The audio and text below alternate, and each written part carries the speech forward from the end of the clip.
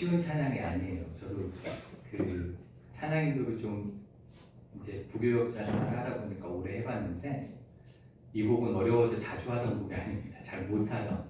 네, 굉장히 어렵죠. 이 곡이 쉬운 곡이 아니에요. 굉장히 어렵고 고급진 곡이라 네, 너무 잘하셔가지고 제가 깜짝 놀랐습니다. 제가 이거 주고 이렇게 하면서 그가 오신 이유를 부른다고? 약간 좀 이게 쉬운 곡이 아닌데 이걸 어떻게 하실까 했는데 너무 잘하셔가지고 네. 박자는 놓쳤습니다. 박자는 반주자가 놓친 거기 때문에 찬양대 너무 잘하셨고요. 너무 항상 이렇게 새로운 곡들이 쉽지 않은 곡들 저번 주도 계속 이렇게 제가 올 때마다 좀 놀랍다는 생각을 좀 하는데 너무 아름다운 찬양 감사합니다. 그리고 우리가 이렇게 함께 예배 드리는데 예배 드리는 이유가 뭐라고요? 하나님이 영광을 받으시는 것도 있지만 우리 안에 사랑의 교제가 있어야 되기 때문임을 말씀드렸죠. 아멘. 그래서 조금 부끄러우시더라도 오늘도 사랑의 인사로 시작하도록 하겠습니다. 옆에 보시면서 사랑합니다. 손 안 올리시고 50편 오신 거 아니면 사랑합니다. 이게 굉장히 좀 어색하죠. 어색하지만 저는 하나님 앞에서는 우리는 어린아이와 같아져야 된다고 생각을 합니다. 우리 유치부 아이들은 얼마나 이쁘게 잘했는지 몰라요. 우리가 그런 아이들과 같이 순수한 마음으로 또 깨끗한 마음으로 함께 사랑하고 또 하나님께서 주신 은혜 가운데 교제를 하는 우리 아름다운 수철리 교회 하나님 기뻐하시는 우리 모두가 되기를 축복합니다. 그리고 제가 여기서 설교를 하면 찬양대 쪽을 쳐다보기가 굉장히 어려워요. 이렇게 돌려봐야 돼가지고 보기가 좀 어렵다 보니까 이렇게 보면 문제가 뭐냐면 제가 조금만 뛰어도 마이크 소리가 잘 안 들려요. 그러니까 잘 안 들리실 때가 있죠? 네. 원래는 그런 때가 있는데 그래서 제가 찬양대를 안 쳐다봐도 미워하는 게 아니라 음향이 그 한계가 있다는 걸 좀 생각하시면서 왜 우리를 소외시키는가 이렇게 생각하지 마시고 제가 최대한 이렇게 돌려서 봐볼 테니까 네, 함께 은혜로운 예배를 드렸으면 좋겠습니다. 제가 이렇게 영화를 막 자주 보는 편은 아닌데 1년에 한두 편 정도 이렇게 영화를 봅니다. 근데 2015년이더라고요. 2015년에 개봉한 암살이라는 영화가 있었어요. 보신 분들이 있을지 모르겠는데 매우 유명한 배우들이 나왔습니다. 하정우 씨도 나오고 이정재 씨도 나오고 전지현 씨도 나오고 이렇게 굉장히 유명한 영화였는데 이 영화는 일제감정기를 배경으로 하고 있어요. 그리고 거기에 이정재 씨가 연기하는 배우가 염석진이라는 사람입니다. 염석진이라는 사람인데 이 역할이 어떤 역할이냐면 처음에는 이 김구 선생에게 매우 신뢰를 받던 임시정부의 경무부, 경찰이겠죠? 거기에 대장으로 나오는 사람이었어요. 그런데 변절을 해가지고 밀정이 됩니다. 밀정이 돼서 독립운동가들을 처단하는 일에 앞장서는 그러한 역할이 바로 이 염석진이라는 인물이었습니다. 그가 이제 영화 말미에 가면 해방 후에 이제 친일 행적 때문에 재판을 받게 되는데 굉장히 막 뛰어난 말솜씨를 가지고 석방돼요. 석방되는데 이제 석방돼서 나와서 자기 집으로 돌아가는 길에 독립군에 처형을 당하는 장면이 나옵니다. 그런데 그 장면에서 이 독립운동가였던 안호균이라는 역할을 맡은 안호균이라는 사람이 염석진에게 이렇게 묻는 장면이 나옵니다. 왜 동지를 팔았나? 이렇게 물어요. 왜 동지를 팔았나? 그렇게 이야기하니까 그 물음에 대해서 염석진이 이렇게 대답합니다. 몰랐으니까. 해방될지 몰랐으니까. 알면 했겠나? 이렇게 대답하는 장면이 나옵니다. 우리는 지금 이 시대를 살아가고 있기 때문에 이 염석진이라는 사람 혹은 친일을 했던 사람들에 대해서 쉽게 비난할 수 있습니다. 그렇죠. 우리는 그 당시에 살지 않았기 때문에 쉽게 그 사람들이 비난할 수 있어요. 그렇지만 만약 우리가 그 시대에 그 땅에 살고 있었다면 우리가 그 일본의 강력한 힘 그것을 보고 듣고 느끼고 이러한 것들을 했다면 과연 우리가 해방을 기대하며 살 수 있었을까? 라는 생각을 해보게 됩니다. 그리고 아마 그때 이러한 많은 사람들이 독립운동을 하는 것이 과연 맞는 것일까? 아마 이렇게 생각을 하면서 그 일들을 했을 것이고, 그것에 대해서 회의감을 느끼거나 혹은 절망을 느낀 사람들은 이렇게 밀정이 되기도 하고, 또 때로는 많은 사람들이 창씨개명을 했잖아요. 그때 창씨개명을 하기도 하고, 또 일본어로 학교에서 열심히 배우면서 이제는 일본인으로 살아갈 준비들을 했을 겁니다.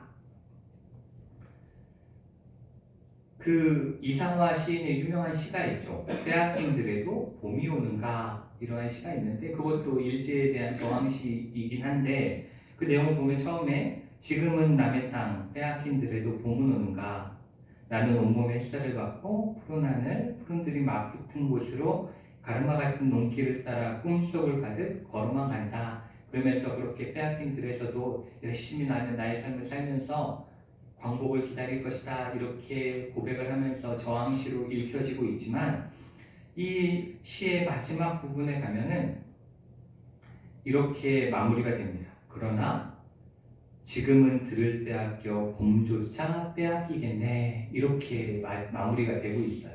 봄조차 빼앗기겠네.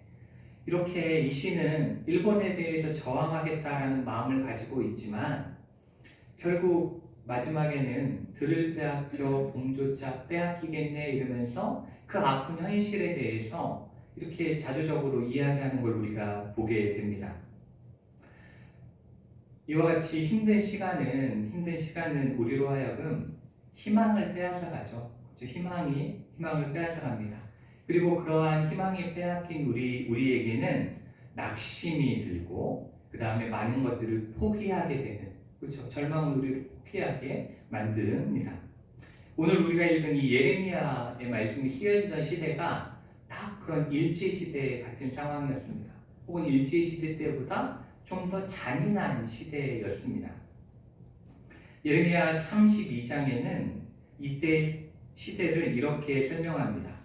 유다의 시드기야 왕 10째 곧 느부갓네살 18째 해에, 이렇게 설명하고 있습니다. 여기서 시드기야 왕 때라고 이야기하고 있는데, 이 시드기야 왕은 어떤 왕이냐면 유다 왕조의 마지막 왕이에요. 마지막 왕. 그때입니다. 그리고 그때 바벨론 군대는 예루살렘을 에워쌌고, 이렇게 되고 있습니다. 지금 이 상황은 예루살렘이 바벨론 군대에 완전히 포위되어 있는 거예요. 밖으로 나가면 죽는 거예요. 그리고 그들이 쳐들어와도 죽는 겁니다. 이렇게 해도 죽고 저렇게 해도 죽고, 이렇게 해도 노예가 되고 저렇게 해도 노예가 되고, 이렇게 해도 끌려가고 저렇게 해도 끌려가는 그러한 상황 가운데 있는 겁니다. 바벨론이라는 나라는 아마 교회를 안 다니셔도 많이 들어보실 법한 이름입니다. 그렇죠? 바벨로니아, 바벨론. 그 당시에 중동을 지배했던 가장 큰 왕국이었습니다. 어찌 보면 중동 지역을 넘어서서 세계에서 가장 강력한 왕국을 구축하고 있던 나라가 바벨론입니다.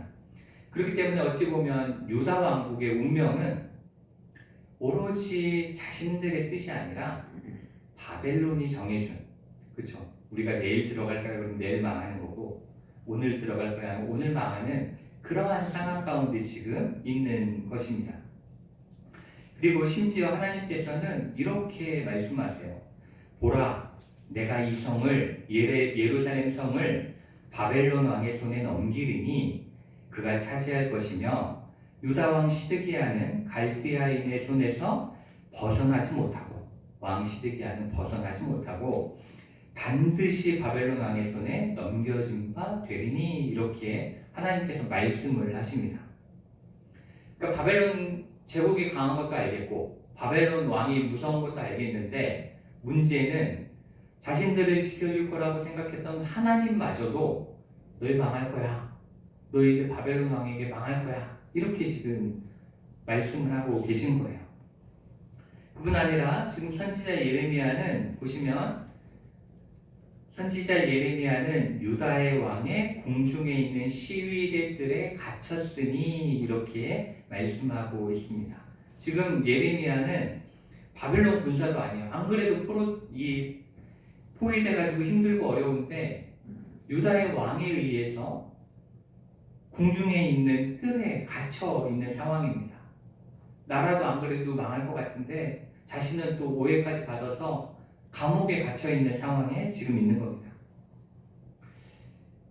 이 시대를 우리가 상상할 수 있다면, 여러분이 만약 상상해 보신다면 유대인들의 절망감은 어떻게 말로 표현할 수 없었을 것 같아요. 그렇죠? 나라가 이제 망하게 되는 상황이잖아요. 당연히 망하게 되는 상황이기 때문에 너무나 힘들고 어려웠을 것인데, 문제는 그러한 유대인들을 향해서 하나님은 예레미야에게 예언하라고 하시는 거예요. 옆집이 망하고 있는데 가갖고 너희 망할 거야 이러면은 그 사람 뭐라고 그럴까요? 그렇죠? 지금 우리 집이 망하고 있는데 누군가 와서 나에게 너희 집 망했네 이렇게 이야기하면 어떻겠어요? 그렇죠? 너무나 힘들 건데 그것을 해야만 하는 상황에 지금 예레미야가 지금 있는 겁니다. 유대인들은 하나님이 세우신 다윗 왕조는 절대 망하지 않을 거라고 굳게 믿고 있었습니다.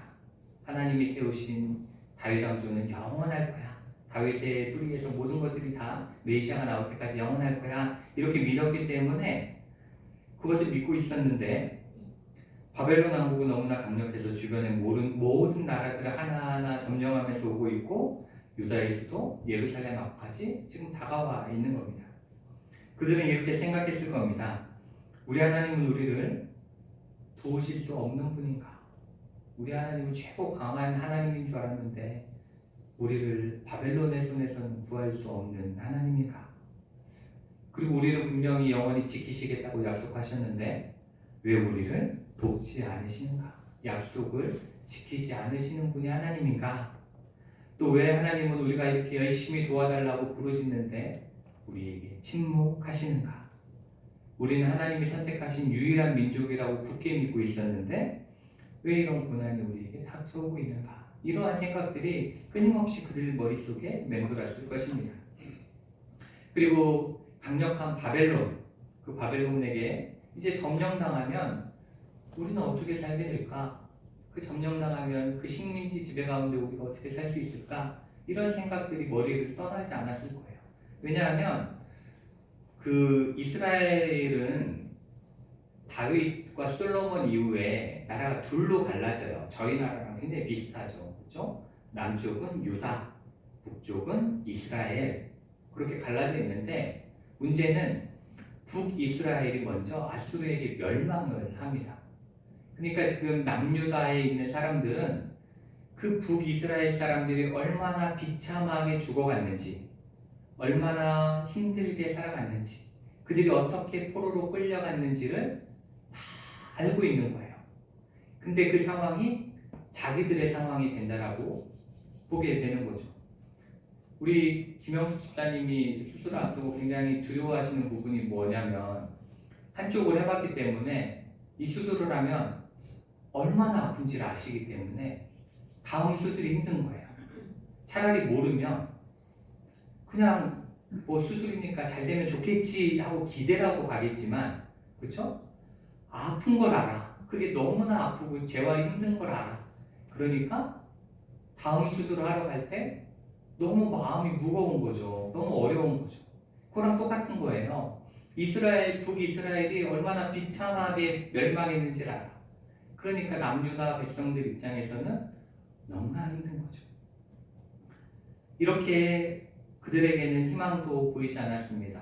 그리고 소망도 모두 다 사라져 있었습니다. 그런데 그때 하나님의 예언의 말씀이 예레미야에게 임하게 되는 것이 바로 오늘 우리가 읽은 본문의 말씀이에요. 오늘 말씀 다시 한번 읽으면 이렇게 돼 있죠. 내가 이스라엘 집과 유다 집에 대하여 일러준 선한 말을 성취할 날이 이르리라. 그날 그때에 내가 다윗에게서 한 공의로운 가지가 나게 하리니 그가 이 땅에 정의와 공의를 실행할 것이라. 그날에 유다가 구원을 받겠고 예루살렘이 안전히 살 것이며 이 성은 여호와는 우리의 의라는 우리의 의라는 이름을 얻으리라 이렇게 말씀하고 있습니다. 지금 이스라엘 백성들이 유다의 백성들이 갖고 있는 그 절망 속에서 하나님은 예레미야를 통해서 희망을 예언하게 하시는 겁니다. 희망을 주고 있는 거예요. 어찌 보면 이 말씀은 이 유다 백성들만을 위한 것은 아닐 것입니다. 왜냐하면 지금 우리가 살아가고 있는 세상을 한번 보시면 그때와 크게 다르지 않습니다. 특히 영적으로 더 그렇죠. 우리는 하나님을 믿고 하나님을 예배하며 신앙생활을 하고 있습니다. 그렇지만 이 악한 세상은 바뀔 기미가 조금도 안 보여요. 그렇죠? 여러분들이 보시면 와, 이 세상이 너무 아름다워졌네, 이 세상이 너무 착해졌네, 사람들이 너무 선해졌네, 이런 생각 안 드시잖아요. 그렇죠? 몇십 년, 지금 교회가 생긴 지 2000년이 지났음에도 불구하고 그런 생각이 안 들어요. 세상을 바라볼 때마다 그 가운데는 죄악이 가득 차 있고 선하게 살려고 노력하면 도리어 그 사람은 어리석어 보이는 시대를 지금 우리는 살아가고 있습니다. 여전히 우리 주변에는 우리를 어떻게든 하나님으로부터 멀어지게 하려는 악한 세력만 가득한 그러한 세상을 우리가 보게 됩니다. 그렇기 때문에 우리도 기도하면서 혹은 교회 안에서 세상을 바라보면서 우리 안에도 이런 생각이 들잖아요. 내가 교회를 다니들 뭐가 특별히 변하지? 차라리 이 시간에 세상 사람들과 경쟁해서 이기기 위해 돈을 더 열심히 벌어야 되는 게 아닌가? 다른 사람들에게 뒤처지면 어떡하지? 하나님이 나에게 특별히 뭘 해주시는 것 같지도 않은데 하나님이 정말 살아계시나가? 예수님 승천하신 지가 벌써 2000년이 지났는데 여전히 하나님은 침묵하고 계신 것 같고 악에 대해서 말씀하지 않는 것 같고 그렇기 때문에 기도할 때에도 생각나죠.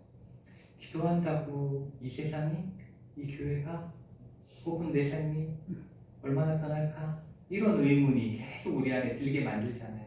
이 세상이 그렇게 우리를 만들잖아요.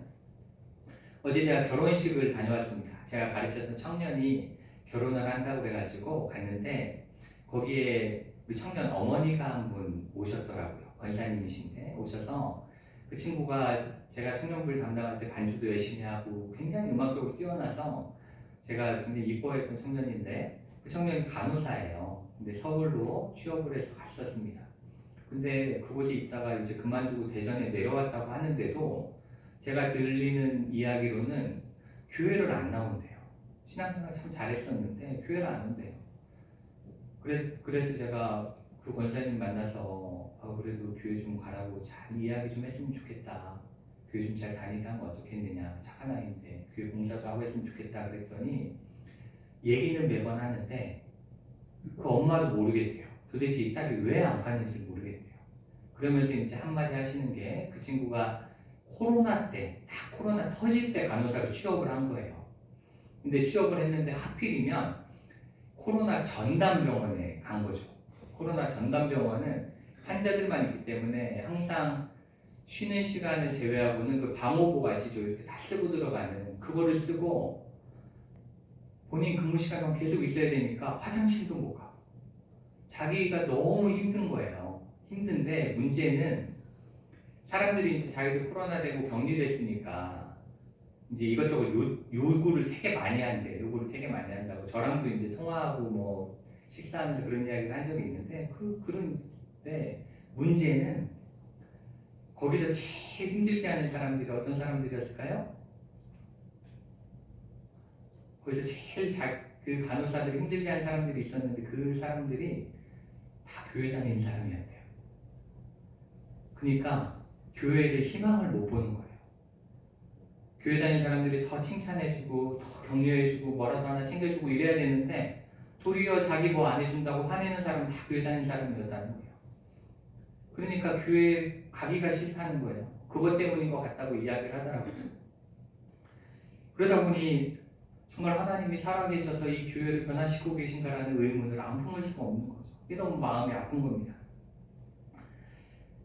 그러한 시대를 우리가 살아가고 있기 때문에 어찌 보면 오늘 우리가 읽은 이 말씀은 그 절망의 시대, 멸망을 앞두고 있는 시대에 유다 백성에게 주시는 위로의 말씀과 동시에 지금 이 시대를 살아가는, 정말 교회에서조차도 선한 것을 찾기 어려운 이 시대를 살아가는 우리에게 주시는 소망의 말씀인 것입니다. 또한 이 말씀은 그 당시에 이제 멸망을 앞두고 있는 그 시대에 예수 그리스도께서 메시아로 오실 것이다라는, 예수님이 이 땅에 오실 것을 예언한 말씀인과 동시에 예수님 승천하시고 다시 오실 예수 그리스도, 그렇죠? 재림을 기다리는 우리에게 예수 그리스도께서 온전히 다시 오시면 이 땅에 하나님 나라를 이루실 것이다라는 예언의 말씀이기도 하다라는 겁니다.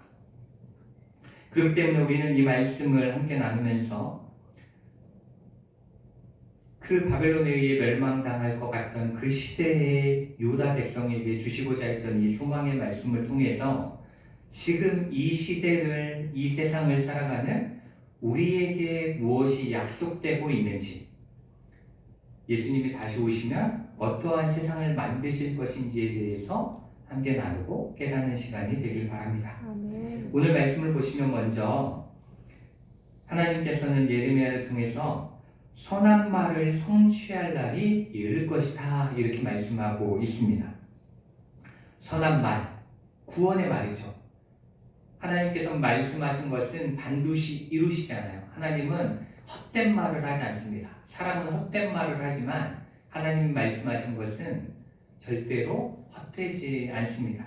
그런데 그 말을 성취할 날이 이를 것인데 그 다음에 바로 뭐라고 되어져 있냐면 그날 그때에 이렇게 말씀하고 있어요. 그날 그때에. 우리가 이 말씀 속에서 꼭 기억해야 할 것은 하나님이 우리를 향해 약속하시고 성취하실 그날과 그때는 하나님이 몇 년, 몇 월, 며칠 후 이렇게 말씀하지 않으셨다는 거예요. 그냥 그날과 그때라고만 하셨다라는 거예요. 그 말은 우리가 원하거나 우리가 알 수 있는 날이 아니라는 겁니다. 우리가 이날로 해주세요, 그렇게 한다고 무슨 예약이 되는 게 아니에요. 하나님의 구원의 때는 오로지 누가 정하시는 거예요? 하나님이 정하시는 겁니다. 하나님이 그날과 그때를 정하신다는 것이고, 하나님이 결단하시고 그 일을 행하시는 그날에 그 선한 말은 성취될 것이다 이렇게 말씀하고 있는 겁니다. 그렇기 때문에 우리 혹시 주변에서 마치 그날과 그때를 아는 것처럼 말하는 사람이 있다면 그건 뭐예요? 이단이에요. 그거 정말 조심하셔야 됩니다. 우리가 뭔가 명확한 걸 좋아해요. 사람 명확하게 딱 드러나는 걸 좋아하기 때문에 그런 날짜나 이런 거 안다고 그러면 혹해요. 그렇죠? 다미성교회 기억나세요? 다미성교회 이장님 이미 오래돼서 잘 기억 안 나세요? 92년으로 제가 기억하는데 휴거 막 들고 사람들 막 그 뉴스에도 나오고 그랬잖아요. 12월 며칠이죠? 12월 며칠에 그 교회 가가지고 막 촬영했는데 막 기도했는데 예수님은 안 오시고 그 앞에서 하던 이장님이랑 목사는 돈이랑 교인들이 바친 헌금 다 챙겨가지고 도망가려고 하고 막 이랬던 일이 굉장히 유명한 일이 있었는데, 그런 것처럼 이야기하는 사람들은 절대로 믿으면 안 됩니다. 그렇죠? 믿으시면 안 돼요. 하나님은 오로지 하나님의 날은 하나님만 아시는 거예요. 그렇기 때문에 우리가 그날과 그때를 말씀을 읽으면서 우리가 기억하고 간직해야 될 믿음은 뭐냐면 하나님은 살아 역사하시는 분이라는 걸 꼭 기억해야 합니다. 하나님은 눈에 보이지 않는다고 죽은 분이 아니라는 거예요. 주무시는 분이 아니라는 거죠. 그것을 우리가 기억해야 하고, 또한 하나님은 절대로 실수하지 않는 분이라는 걸 우리가 꼭 기억하고 있어야 합니다. 그 두 가지를 왜 기억해야 되냐면 그 두 가지를 기억해야만 우리가 하나님을 신뢰할 수 있어요. 그 신뢰가 있어야만 언젠간 하나님이 그 날에 그 뜻을 이루실 거다라는 걸 믿을 수 있다는 거죠. 그렇기 때문에 우리 성도님들은 언제나 우리 하나님은 살아계신 분이고 절대로 실수하지 않고 하나님의 때에 약속을 이루시는 분이야. 이런 마음을 가지고 살아가시는 우리 성도님들 되시기를 축복합니다. 아멘. 그리고 그날 그때에 무엇을 누가 이루시냐면 하나님은 다윗에게서 한 공의로운 가지가 나게 하겠다 이렇게 말씀하세요. 다윗에게서 공의로운 가지가 나게 하겠다 이렇게 말씀하는데 지금 아까 말씀드렸잖아요. 지금 상황이 어떤 상황이에요? 시드기야 왕은 어떤 왕이라고요? 유다 왕조의 마지막 왕. 그 말은 다윗 왕조의 마지막 왕. 이 왕이 끝나면 다윗 왕조는 사라지는 거예요. 근데 이젠 다윗 왕조가 끝났다. 이제 모든 것이 끝난 거야. 이제는 아무것도 안 돼. 라고 생각하는 그때에 하나님이 약속하시는 거죠. 아니야. 다윗 왕조는 끝난 게 아니야. 나는 거기서 공의로운 가지가 나게 할 거다. 이렇게 약속을 하고 있는 겁니다. 생명력이 없고 뿌리조차 말라버린 것 같은 그 왕조에서 하나님의 약속은 지켜진다는 것을 말씀하고 있는 겁니다. 그리고 그 약속이 어디서 지켜졌죠? 다윗의 자손 예수 그리스도를 통해서 그 공의로운 가지가 나타날 걸 약속을 성취해내신 걸 우리가 말씀 속에서 볼 수 있습니다. 지금도 똑같습니다. 우리는 하나님의 구원의 때가 오긴 오겠는가? 정말이 있는가? 하나님이 예수님이 재림하시는 그날이 있겠는가? 의심을 품지만 하나님만 아시는 그날 그때에 우리의 공의로운 가지 되신 예수 그리스도께서 다시 오셔서 이 땅에 하나님의 선한 말을 성취하실 것입니다. 그리고 그 약속을 지키시는 분이 바로 우리가 고백하는 어떤 하나님? 신실하신 하나님. 신실하신 하나님. 약속을 지키시는 하나님이심을 기억하시길 바라고, 그리고 지금은 약속하신 그대로 예수님께서 다시 오실 것을 기다리는 대림절 기간을 우리가 기다리고 보내고 있는 것입니다. 우리는 그저 과거에 오신 예수님을 기억하면서 대림절 기간을 보내는 게 아니에요. 이 대림절의 기간은 그때 오셨던 예수님이 약속하신 그날에 다시 오실 것을 기다리며 기억하고 기다리며 보내는 이 시간들이라는 걸 꼭 기억하면서 하나님의 그 선한 일이 이루어지기 위해서 기도하며 기다리신 여러분 되시길 바랍니다. 그리고 그날 그때 하나님이 선한 말을 이루시겠다고 했는데 그날 그때 이루어지는 것이 무엇이냐? 바로 정의와 공의가 실행되는 겁니다. 그 말씀에 나오네. 그죠? 그가 이 땅에 정의와 공의를 실행하실 것이다. 이렇게 말씀하고 있습니다. 어려우시죠? 정의, 공의 이런 말 좀 어려우시잖아요. 저도 이거를 막 신학적인 용어도 이용해서 설명도 해보고 막 이랬는데 그래봐야 예배 끝나고 다시 물어보시는 잘 이해를 못하죠. 근데 이게 굉장히 비슷해요. 정의와 공의는 뒤에는 의잖아요. 그렇죠? 앞에 정과 공만 틀리고 그렇기 때문에 비슷한 내용이에요. 근데 쉽게 설명을 드리면 어려우시면 다시 손 드세요. 네, 어려우시면 언제든지 제가 다시 말씀드릴 텐데 정의는 어떠한 사람이든지 바르게 살았으면 뭘 받아야 돼요? 칭찬을 받고, 그렇죠? 복을 받고 잘못된 일을 했으면 그에 맞는 벌을 받는 게 정의예요. 우리 사회에서 오랫동안 쓰여왔던 유명한 말이 있죠. 유정유죄, 무전유죄. 그렇죠? 힘이 있고 돈이 있고 권력이 있으면 아무리 죄를 져도 큰 처벌을 받지 않습니다. 비싼 돈을 주고 서울의 김앤장, 태평양 이런 유명한 로펌에서 변호사를 사면 때론 큰 죄도 무죄가 되기도 합니다. 요즘 정치인들이 서로 막 싸우죠. 그거 어떻게 싸울 수 있는지 아세요? 자기들은 벌 안 받을 것 같으니까 싸우는 거예요. 벌 받을 것 같으면 그렇게 싸우겠어요? 뉴스에 계속 나오는데 못 싸웁니다. 근데 자신들은 지위가 높은 사람이니까 혼나지 않을 거라고 생각하는 거죠. 그러니까 서로 상대편 잘못한 것만 이야기하고 우린 괜찮다고 이야기하는 거예요. 어찌 보면 다 벌받고 혼나야 되는 존재들인데 권력이 있고 돈이 있으니 교묘하게 법을 피해갈 수 있는 겁니다. 그렇지만 가난하고 힘이 없고 그러한 사람들은 별것 아닌 일에도 큰 벌을 받게 되는 경우도 있죠. 억울하게 고난을 겪게 되기도 합니다. 우리가 잘 아는 레미제라블, 장발장, 그쵸? 그 사람 어때요? 빵 한 조각을 훔쳤다가 19년간 감옥에 살았어요. 가난하다는 이유로, 힘이 없다는 이유로 그러한 것들을 겪게 됩니다. 이게 바로 불의한 사회죠. 불의한 사회. 그렇지만 예수님께서 다시 오시면 모든 사람이 하나님 앞에서 공정한 저울추 위에서 공정하게 판단되어질 날이 온다라는 거예요. 아멘. 그것이 바로 정의가 하나님 나라에 임한다라는 겁니다. 아멘. 우리가 성경을 보면 예수님은 항상 정의로우셨어요. 아멘. 그 당시에 힘이 있고 돈이 많았던 바리새인, 사두개인, 제사장 이런 사람들 아무도 못 혼냈어요.